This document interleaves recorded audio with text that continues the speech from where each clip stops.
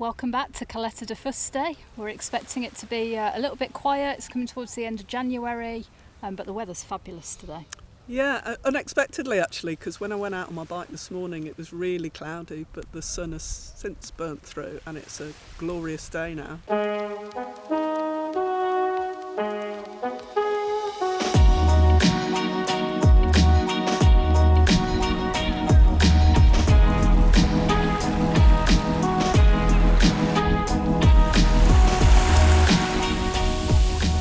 Does anybody want a sunbed reserving? Because there seems to be an abundance of them at the moment. This is a first for me. I've never seen so many empty sunbeds in my life. So yeah, if you're planning on coming here in the near future, if you want, I'll stick a towel down for you and reserve you a spot. Yeah, it's absolutely crazy. Considering how lovely the weather is today, it is really, really warm. There's got to be about 20 people tops on this beach. So it does go to show, you know, there really aren't many people here at the moment. So that's probably going to be a running theme throughout this video. We're going to try not to focus too much on the negatives. Obviously, we know what the situation is at the moment. There are reasons to be positive. So yeah, let's go and have a little walk around. Let's see what's happening. We can still hear some families and children here in Castillo Beach, so there clearly are still a few holiday makers, but not very many. And whilst people aren't here, some other places are taking the opportunity to do like refurb work and things like that. So La Palita here, they've got a digger the other side, digging up the floor in there for some reason. Right, shall we head somewhere, go and find a drink? Yeah, let's go and get a coffee or something. There's a new bar upstairs there actually called Casablanca that's just recently opened, so that's a new addition to Caleta that wasn't there before, which is good news.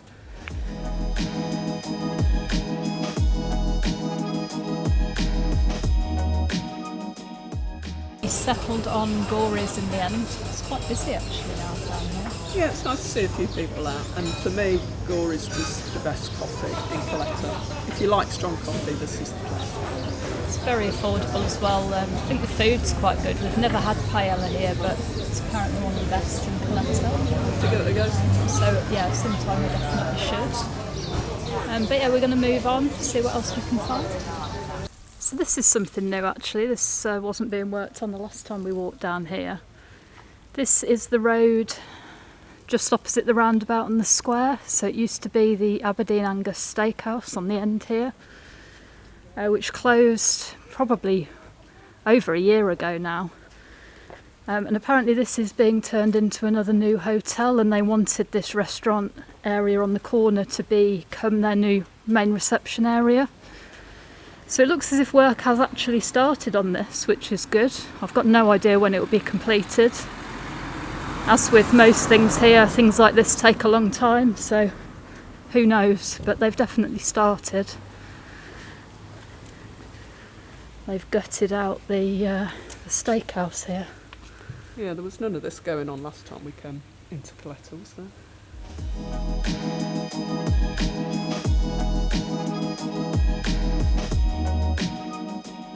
So we're down onto the main street now. The traffic down here is one way only at the moment because they're doing some roadworks just further up.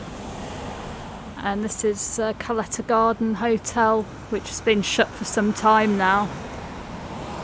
There were rumours that they were going to be doing a refurb there, but I can't see any evidence of that, so I'm not sure if that's true or something that is in the works. It certainly looks like it could do with it at some point.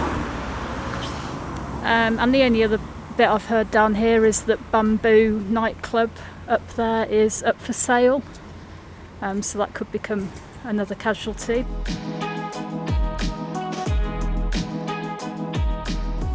Well, we're out of luck here. We were going to show you the new international supermarket that's opened because they've got some Indian spices and things that we showed in the previous Coral Echo video, so we're hoping now that we can get them a little bit more locally in Caleta. Yeah, unfortunately it's shut at 2 and reopens at 5, and it's literally 2 o'clock now. We're out of luck, and same with the chocolate shop. We were going to show you here because it's not actually somewhere we've been before, but they close at 2 as well. So yeah, a couple more places that are doing the revised opening hours.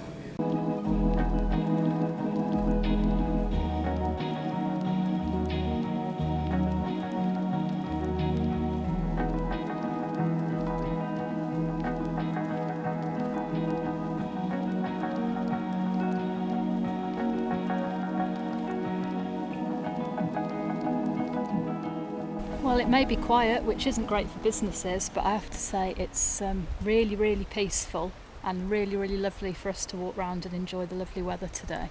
Yeah, I always wondered what it'd be like to be stranded on a desert island. And now we know. Now we know. Not quite. But no, we're not nearly quite there. stranded. Maybe we should do an episode on desert island discs and I could play some of my favourite music. I won't bore you with that.